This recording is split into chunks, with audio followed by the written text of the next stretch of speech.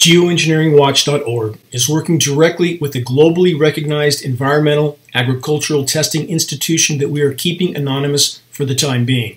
Graphene nanoparticles are showing up in almost every rain test we take, along with a plethora of other highly toxic elements. The threat posed by this contamination cannot be overstated. Thank you for tuning in to this exchange between myself, representing geoengineeringwatch.org, and a PhD environmental testing scientist that is desperately trying to sound the alarm. We are keeping this scientist anonymous for the moment. We'll call him Joe.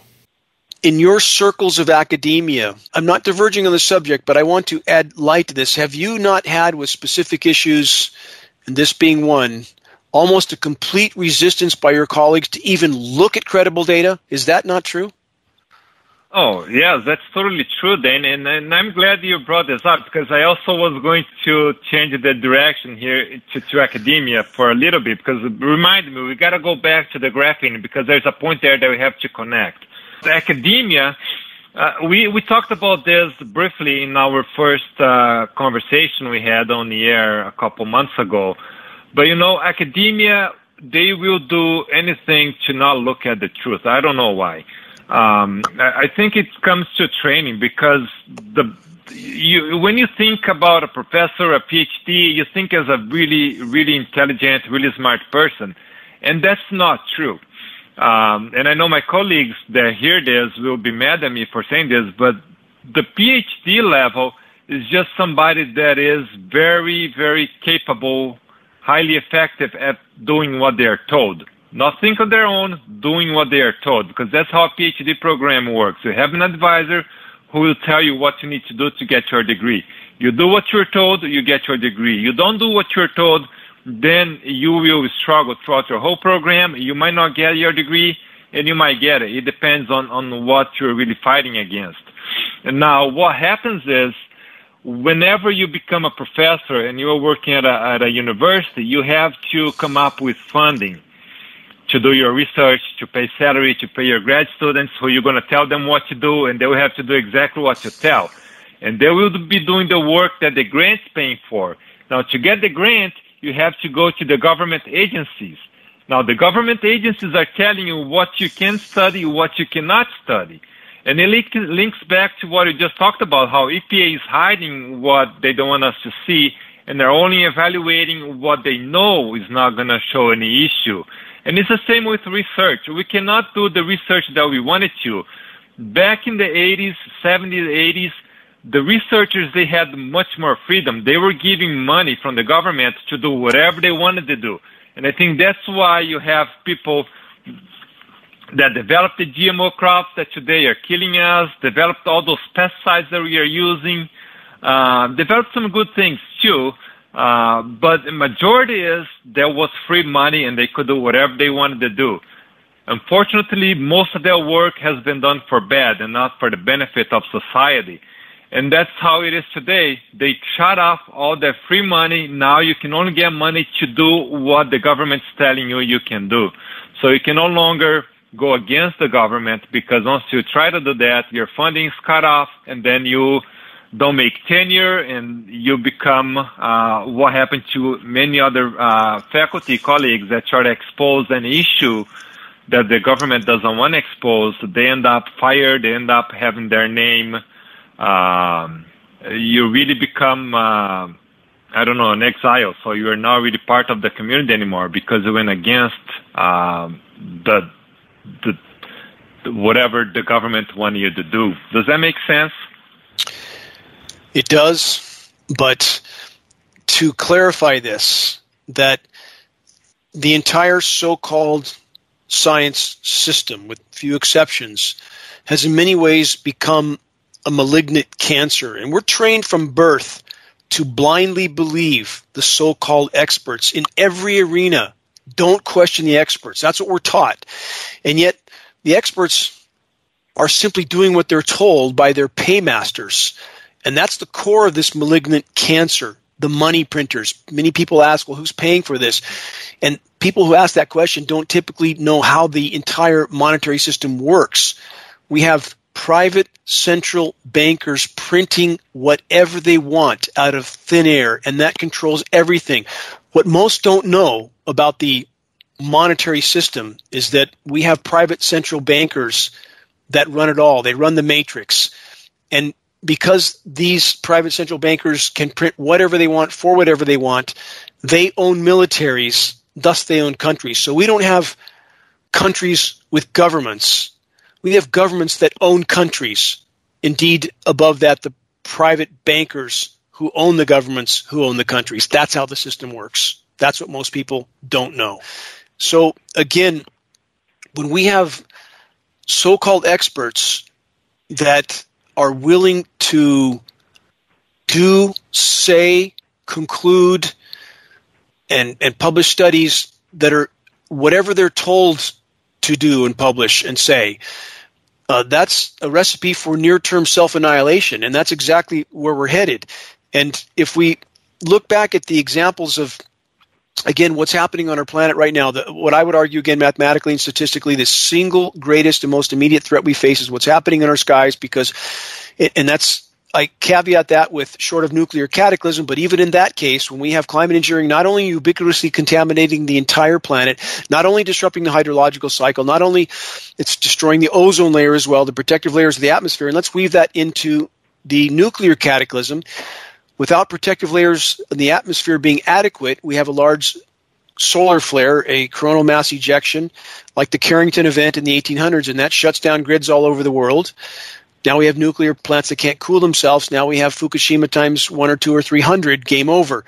So even in the case of nuclear cataclysm, climate engineering is connected. So from food production and, again, human health quality, cognitive function, we're breathing materials that are known to affect cognitive function, correct, Joe?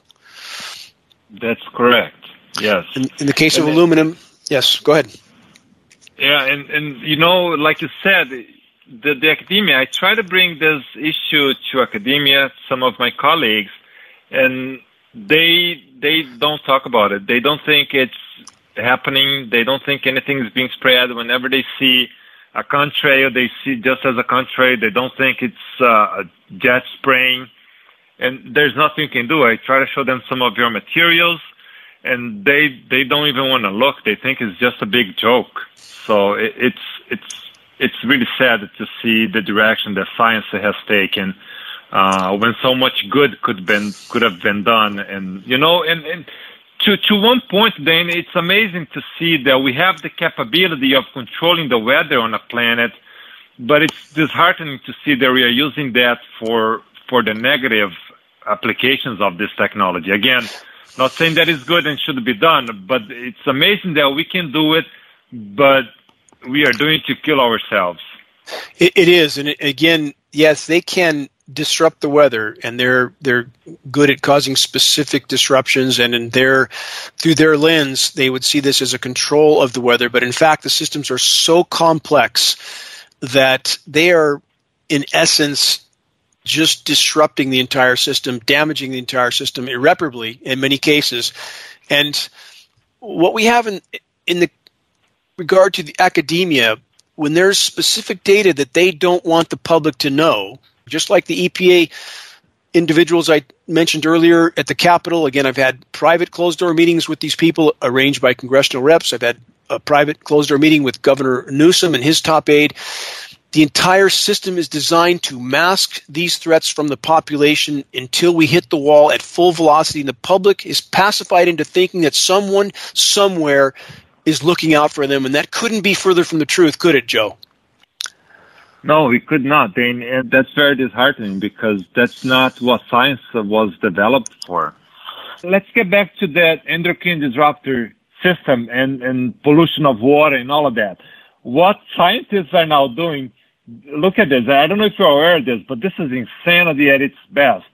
They're using graphene oxide to try to bind to those endocrine disrupting particles in water bodies to try to inactivate them. I don't know if you've seen this, but there are papers that have been published on this looking at binding, using graphene oxide nanoparticles to bind to pesticide molecules in water and then remove them. Now, here's one of the issues. When they look at toxicity, the toxicity was exponentially higher when the nanoparticle graphene oxide was bound to whatever chemical they were trying to remove. So not only they were not successful at that, they made the problem even worse. Now just think about it, Dane. It's a nanoparticle. How will you treat a stream or a river or water that is coming into a treatment plane with a nanoparticle to bind to a pesticide molecule, and then you cannot remove any of those out of the water, and then you're going to put that into a water system that is feeding a city, and then everybody will be drinking it. When you are now you know that that's exponentially more toxic, and the effects on the endocrine system are much higher when you combine those two molecules than when you had just whatever was there before. And that brings back what you said, that some of those molecules like aluminum and mercury combined, their toxicity is much higher. It's exponentially higher than the both of them alone. And the same is happening here with some of those other pesticides. Whenever you combine two bad things, the resulting thing is not going to be a miracle. It's going to be a much worse negative thing. And that's what we're seeing with the graphene oxide. Now, this to me would say, stop the use of graphene oxide. Let's shut this down, because every single study that I'm looking at is showing that graphene oxide is causing a disaster.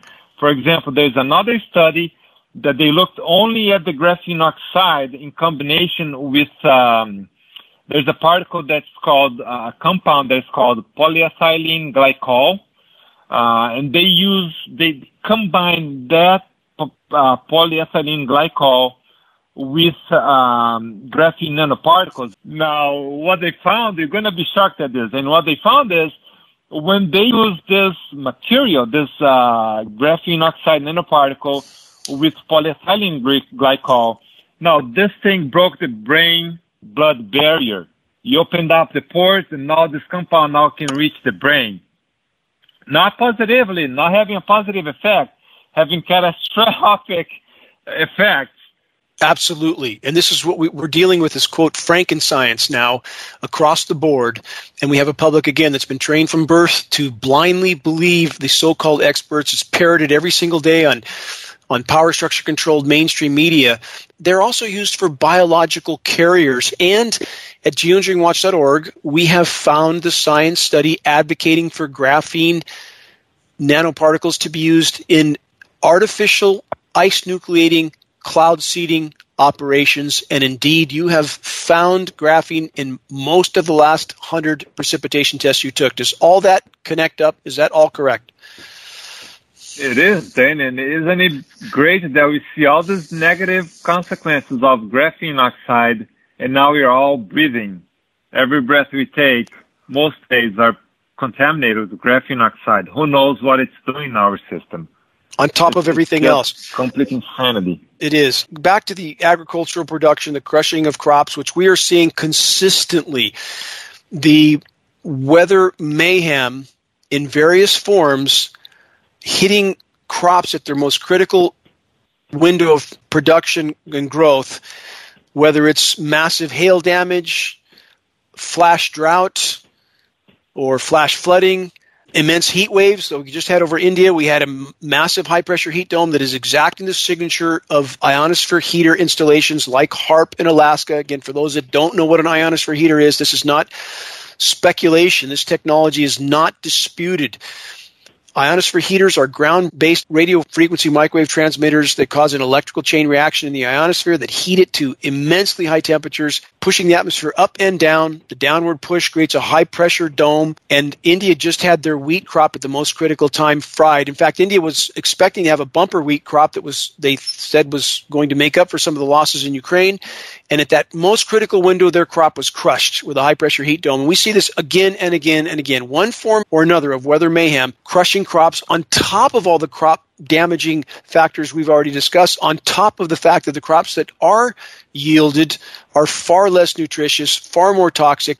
How are we to survive on this planet? And now let's add the fact that climate engineering is the single greatest factor destroying the ozone layer. We're now getting massive amounts of not just UVB in the surface, but we're getting UVC, a DNA-damaging spectrum of UV radiation, and we've begun with the former NASA contract engineer that tests for geoengineeringwatch.org with equipment we supplied him. We're showing trace amounts of X-rays. So, Joe, let's consider now that on top of everything else we just mentioned affecting crops, the massive UV bombardment, along with the light scattering particles in the atmosphere, that again, that's the stated premise of solar radiation management, that has to be affecting the photosynthesis of organisms, does it not? With these organisms were never adapted to any of this. It does, Dane, and that's what those particles are doing. They are shifting some of the energy that the plants used to gather to do their photosynthesis, and now it's not there anymore. But you're right on the target, because we are shifting the energy that is reaching the planet and the plant surfaces, the plant leaves, and that will have a negative impact on what the plant can do, because the plant is very effective at using the sunlight that was reaching the planet up until 70 years ago or so, whenever they started those crazy operations. But now it has shifted. And yes, maybe what we talked earlier in this conversation, the inability of plants to remove nutrients, to be very much more effective, it's in part due to the shift in the light that is reaching the plant as well. So it's all connected. Then this operation doesn't negatively impact only one aspect of our lives. It negatively impacts everything. There's no reason to think why you wouldn't. Yeah. Everything. We've completely altered. Atmospheric chemistry has been completely altered. And this includes the CO2 part of the equation as well, the adaptation of flora, crops, forests, that we have radically altered atmospheric chemistry. We have extraordinary heating occurring on the planet. We now know from a recent NASA study, which I'm surprised they disclosed. Frankly, I'm very surprised. We had the climate science community ignoring this new, most comprehensive data of its type that is completely obliterated the entire premise for solar radiation management, which is to mimic a volcano by putting these light scattering particles into the sky to block some of the sun's incoming thermal energy. We now know from all available paleo data that can only cause a very short-term cooling effect based on the studies, 1 to 2 years, followed by protracted warming because of the changes in atmospheric chemistry, trapping more heat than it deflects. And that's exactly what we see happening. So on top of everything we've already discussed that's hampering the planet's life support systems, i.e. the growth of any type of flora, we now have superheating temperatures. It doesn't cool off at night as much. Nighttime low temperatures rising twice as fast as daytime highs. And most don't know that photosynthesis stops at 104 degrees. It tapers off to that point, but it stops at 104 degrees. That's it. So again, from every conceivable direction, the planet's life support systems are crumbling. Then we're completely saturating the atmosphere with literally tens of millions of tons of highly toxic particles. What a circus of insanity. We're not going to be long here on the planet on the current course.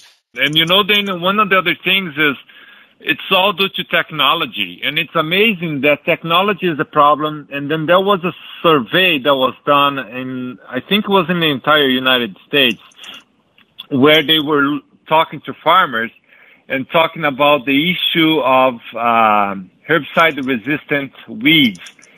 And I think it was over 70% of the farmers said that they are hopeful that companies will develop new technology that will take care of the herbicide-tolerant weeds. That shows you how, I don't want to say unsmart, but how the public is. They don't understand what's happening and how the misuse of technology is what's causing the issue. And technology, at least the technology we have on this planet, cannot help us. Not right now. It can't. And in the rate of change, that is exactly what so many don't understand. You can't just completely alter atmospheric chemistry, temperatures, rainfall patterns, and expect organisms to be able to cope with that. And also, let's tie the soil pH factor into that. When we have pH changes in Northern California of up to 10 to 12 times toward alkaline, from 5.4 and 5.5 in that arena, and I have the USDA historical baselines in my possessions. I have the originals in my possession from a contact at USDA. And now we're seeing 6.5, 6.6, 6.7. Those are, I mean, from an agricultural standpoint, Joe, those are inconceivable changes, are they not? For an organism to, they can't adapt to that on top of everything else we've already talked about. That is a radical change in pH for an organism that's not adapted for it, correct? It is. And what that does, Dane, that will shift, like we said before, that will shift the community that is inhabiting that soil. There are some communities that, are more, they thrive better under a higher pH than under a lower pH. However, whatever crop you're growing also is impacted, and when you change the pH by that much, you're really going to damage the crop as well. But the main thing is that your microbial community in the soil, your soil function, is completely disrupted, and you might not be able to have that soil be as productive for I don't know how long it took for that change to happen, but within a decade or two, I would say, if that continues, that soil might not be productive at all. I mean, not saying that we have that long, but let's just ignore that we probably don't have a decade at all. But if this continues within a decade or two, I would say that those soils would be very, very unproductive. Maybe nothing will grow in them because you change the chemistry of the soil, we change what can grow in there, and the new microbes that are inhabiting that soil might not be the beneficial microbes that you want to grow crops at all. So you really change the entire ecosystem without really knowing how that is going to impact all the life around it. And I think we tend to forget that we are not a species that live on its own, and we are just on a planet, and whatever happens to the planet, we are immune to it. We are one with the planet, and whatever damage we do to the planet, we are doing to ourselves. And the more we keep pushing, the worse it's going to get for us. And I don't understand how people don't see it, So, Dane, I think another of the issue, that we are not addressing is that we have all this endocrine disrupting in the water, and we're seeing like aquatic life suffering from. But we're not really addressing that issue, right? We're not trying to stop them from getting there in the first place, which would be changing our food production system. Instead of growing all this food that is contaminated with all those pesticides, why not go back to the way things were 100 years ago before this chemical warfare started? Why not grow food the best way we can, the most organic way possible, using regenerative agriculture that would not only try to mitigate the issues that we have, and in fact, we will have to use this approach if we are to try to survive on this planet, because we're going to have to remediate all the soils that are polluted right now. We're going to have to remediate all of our bodies that have been ingesting all these chemicals for so long, because we are paying the price. Only those that don't want to see are not seeing, because right now it's screaming at us the amount of issues that we have in our society. It's all linked particularly to these two operations, the geoengineering that is going on and the use of pesticide in food production. Correct. And I mean, the contamination is absolutely ubiquitous at this point. And we're, instead of hitting the brakes, as you described, what would rationally be done, the human race is actually hitting the accelerator on every front.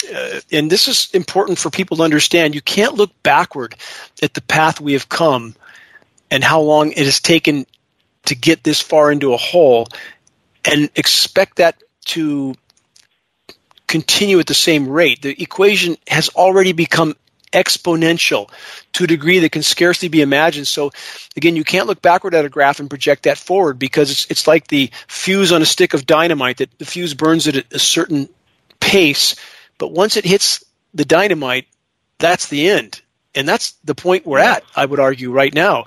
And that's what people don't understand. And again, the circus of insanity when you watch mainstream media and they address virtually nothing that matters in the wider horizon context, i.e.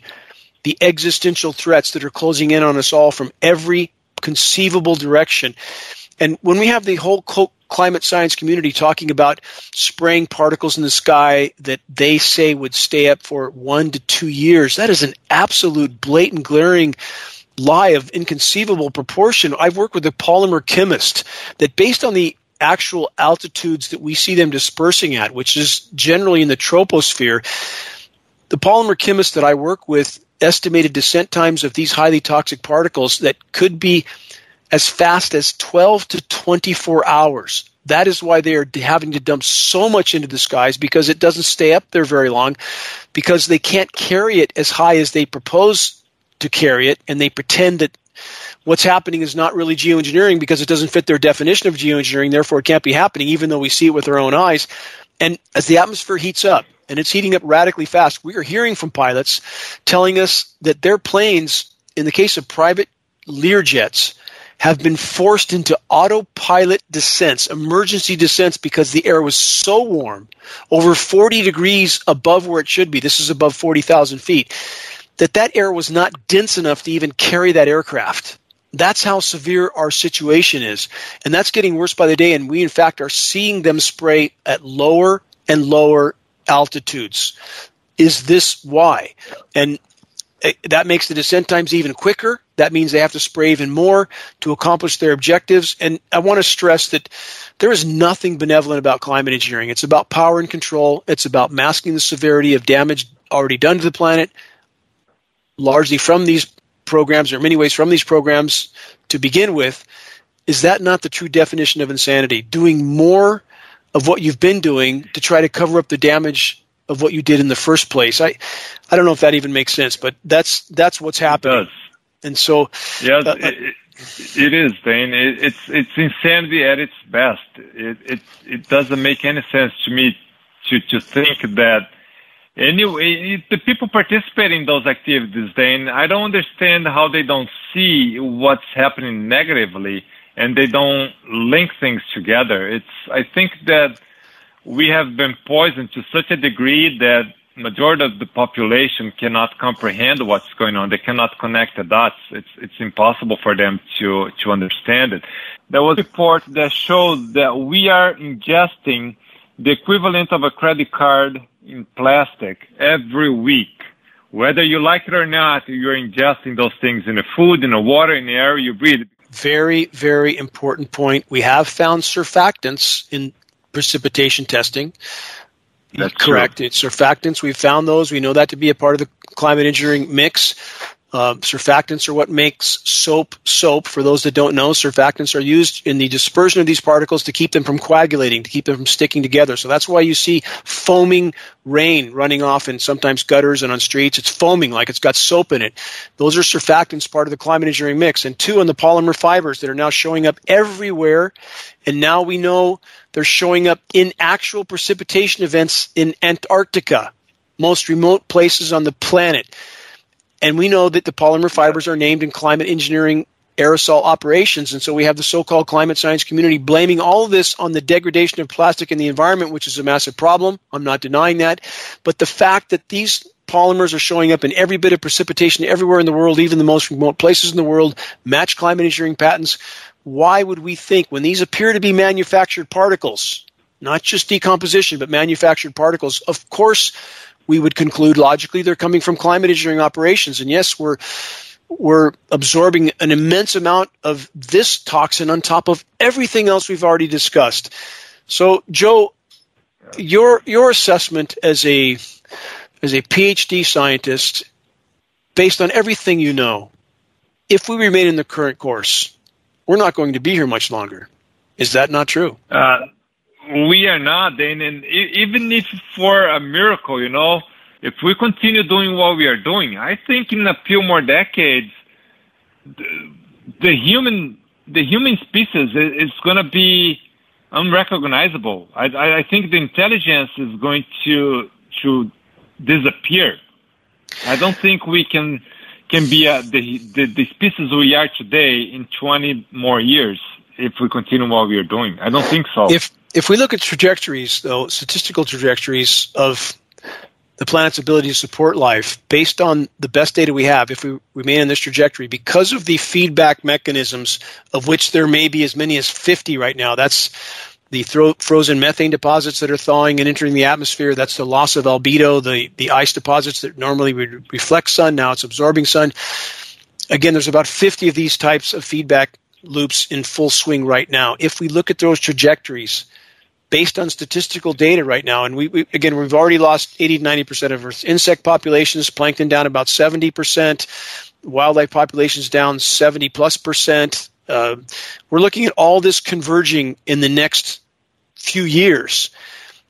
Temperature-wise, based on what we now know, with all these feedback loops and the exponential equation that we face, we could see as much as an 8 to 12 or 14 C temperature rise in the coming few years. Game over. That's 20 plus degrees Fahrenheit. Game over. That puts us on par with what Venus would be given its proximity to the sun, if not for the runaway greenhouse effect that already happened there. And most don't know that. Most think Venus is 900 degrees on the surface because it's so close to the sun. That's not true. That's not true. All things being equal, You're Venus, and most don't know that. You know that because you're a PhD scientist. Most don't know that Venus, all things being equal, would be about 20 degrees warmer than Earth. That's it. And we are already, based on frontline data, about 25% across that gap. We're already about a 5 degree Fahrenheit warming from pre-industrial. And that turns into a runaway event, which we're now in. It's called Venus syndrome. And I think that term is self-explanatory, and it's not a metaphor. So I would argue on the current course, we have very little time. And on top of that, the power structure is unimaginably desperate. They hold very big cards, and they are already playing them, as we have seen in the last 2+ years with issues that we're not allowed to mention.